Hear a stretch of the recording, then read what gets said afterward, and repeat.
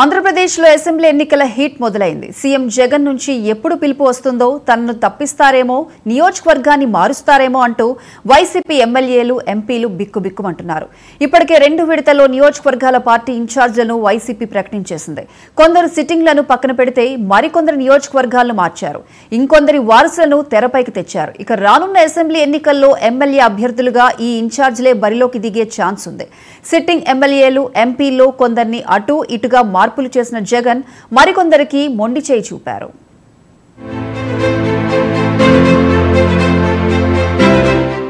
YCP అధినేత జగన్మోహన్ రెడ్డి కొత్త లెక్కలతో బరిలోకి దిగుతున్నారు.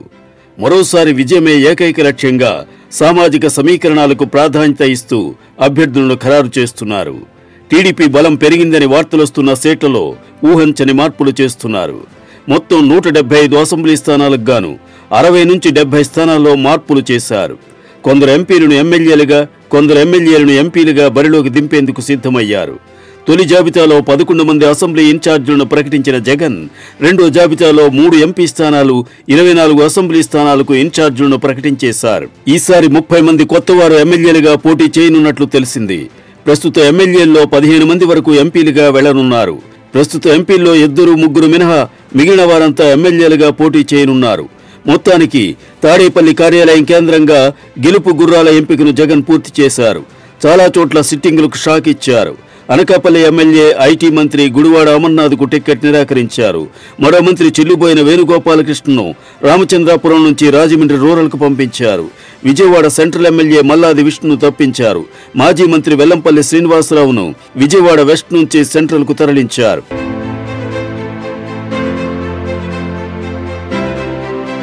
తెలంగాణ ఎన్నికల ఫలితాల ప్రభావమో, యువనేతలపై నమ్మకం పెరిగిందేమో 5 చోట్ల తండ్రుల స్థానంలో వారసులకు అవకాశం ఇస్తూ వ్యూహాత్మక అడుగులు వేశారు.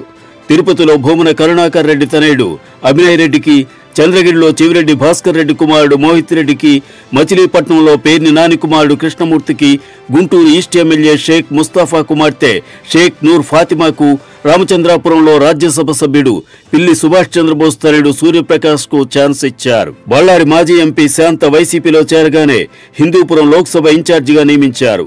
అశ్లీల ప్రవర్తనతో వివాదాస్పదులైన హిందూపురం ఎంపీ గోరంట్ల మాధవ్ను ఇంటికి పంపించారు.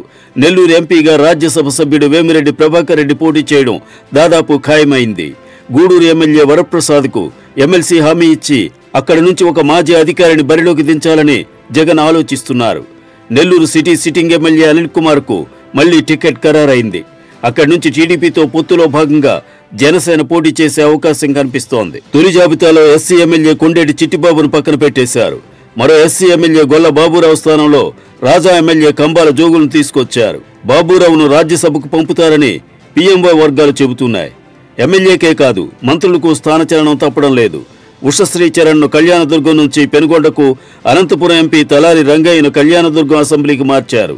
వేణుగోపాలకృష్ణ రామచంద్రాపురం నుంచి రాజమహేంద్రవరం గ్రామీణానికి మార్చారు. మాజీ మంత్రి పిల్లి సుభాష్ చంద్రబోస్ తన సొంత నియోజకవర్గం రామచంద్రాపురాన్ని దక్కించుకునేందుకు అక్కడి నుంచి ప్రాతినిధ్యం వహిస్తున్న మంత్రి వేణుగోపాలకృష్ణతో తీవ్రంగానే పోరాడాల్సి వచ్చింది. ఒకానొక దశలో బోస్ వర్గీయులపై మంత్రి అనుచరులు దాడికి దిగేంత వరకు పరిస్థితి వెళ్ళింది.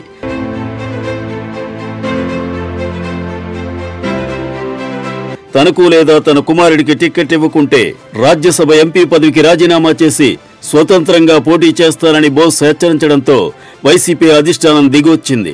ఆయన కుమారుడిని రామచంద్రాపురం ఇన్ఛార్జిగా నియమించింది. మంత్రి వేణును రాజమండ్రి రూరల్కు పంపించింది. మంత్రి గుడివాడ అమర్నాథ్తో పాటు Vijayawada central MLA Malladi Vishnu, Yemmiganur MLA Chennakeswara Reddy, Kadiri MLA Siddha Reddy, P Gannavaram MLA Kondeti Chittibabu, పాయకిరావుపేట MLA గొల్ల బాబురావు టికెట్లు గల్లంతయ్యాయి. పోలవరం ఎమ్మెల్యే తెల్లం బాలరాజుకు బదులు ఆయన భార్య రాజ్యలక్ష్మి టికెట్ ఇచ్చారు. అనకాపల్లి నుంచి తప్పించిన గుడివాడ అమర్నాథ్ను ఎక్కడికి పంపిస్తారో చెప్పలేదు. ఆలూరు ఎమ్మెల్యే గుమ్మనూరు జయరాంను కర్నూలు లోక్సభ అభ్యర్థిగా ఖరారు చేశారు. రాజమహేంద్రవరం ఎమ్మెల్యేగా పోటీ చేయాలని అక్కడి ఎంపీ మార్గాని భరత్, రాజానగరం ఎమ్మెల్యే జక్కంపూడి రాజా తీవ్రంగా ప్రయత్నించారు. పార్టీ అధిష్టానం మాత్రం భరత్కే ఛాన్స్ ఇచ్చింది. అరకు ఎంపీ గొడ్డేటి మాధవి, కాకినాడ ఎంపీ వంగా గీత ఈసారి అసెంబ్లీకి పోటీ చేయాలనుకుంటున్నారు. ఆమె కోరికకు అనుగుణంగానే మాధవిని అరకు అసెంబ్లీ ఇన్ఛార్జిగా హైకమాండ్ నియమించింది. గతంలో ప్రాతినిధ్యం వహించిన పిఠాపురం సీటును వంగా గీత కేటాయించింది.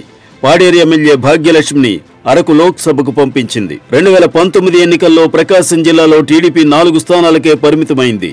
ఇప్పుడు టీడీపీ జనసేన పొత్తుతో ప్రతిపక్షం బలం పుంజుకున్నట్లు వార్తలొస్తున్నాయి. దీంతో తొలి జాబితాలోనే మంత్రులు సురేష్, నాగార్జునులకు జగన్ సీట్లు ఖరారు చేశారు. గిద్దలూరు ఎమ్మెల్యే అన్నా రాంబాబు వచ్చే ఎన్నికల్లో పోటీ చేయబోనని ఇప్పటికే ప్రకటించారు. ఒంగోలు ఎమ్మెల్యే బాలినేని శ్రీనివాసరెడ్డిని గిద్దలూరు నుంచి పోటీ చేయించాలని జగన్ నిర్ణయించారు. దీనికి బాలినేని అంగీకరిస్తే ఒంగోలు నుంచి సిద్ధ రాఘవరావు కుమారుడు సుధీర్ను బరిలో నిలిపే ఛాన్స్ ఉంది.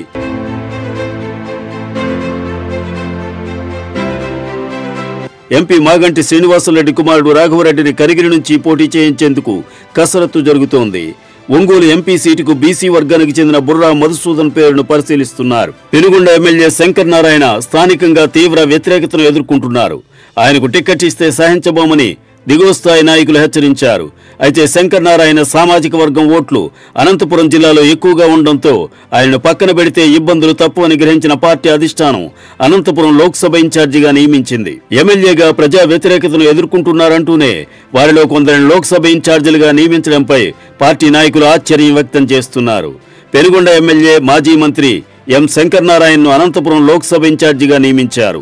అరకు ఎంపీ మాధవని అరకు అసెంబ్లీ ఇన్ఛార్జిగా నియమించి పాడేరు ఎమ్మెల్యే కొట్టగుళ్ల భాగ్యలక్ష్మికి అరకు లోక్సభ ఇన్ఛార్జిగా బాధ్యతలు అప్పగించారు. మార్పు చేసిన వారిని, టికెట్ నిరాకరించిన వారందరినీ తాడేపల్లికి పిలిపించుకున్న జగన్ పరిస్థితిని స్వయంగా వివరించారు. మార్పు ఎందుకు చేయాల్సి వచ్చిందో, టికెట్ ఎందుకు ఇవ్వలేదో అనే విషయంపై క్లారిటీ ఇచ్చారు. ఈ మార్పులు చేర్పుల విషయంలో ప్రజా వ్యతిరేకత, ఎమ్మెల్యేల పనితీరు, సామాజిక సమీకరణాలనే అంశాలనే పరిగణలోకి తీసుకున్నామని తెలిపారు.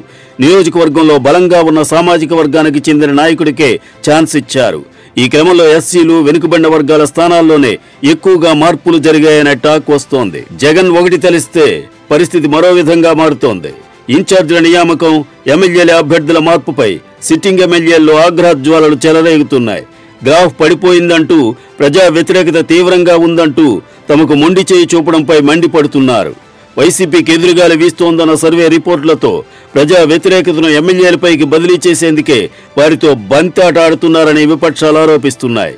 వైసీపీ నాయకులు మాత్రం అభ్యర్థిని మారిస్తే ఎంతో కొంత ప్రయోజనం ఉందనే అంచనాతోనే జగన్ మార్పులు చేర్పులు చేస్తున్నారంటున్నారు.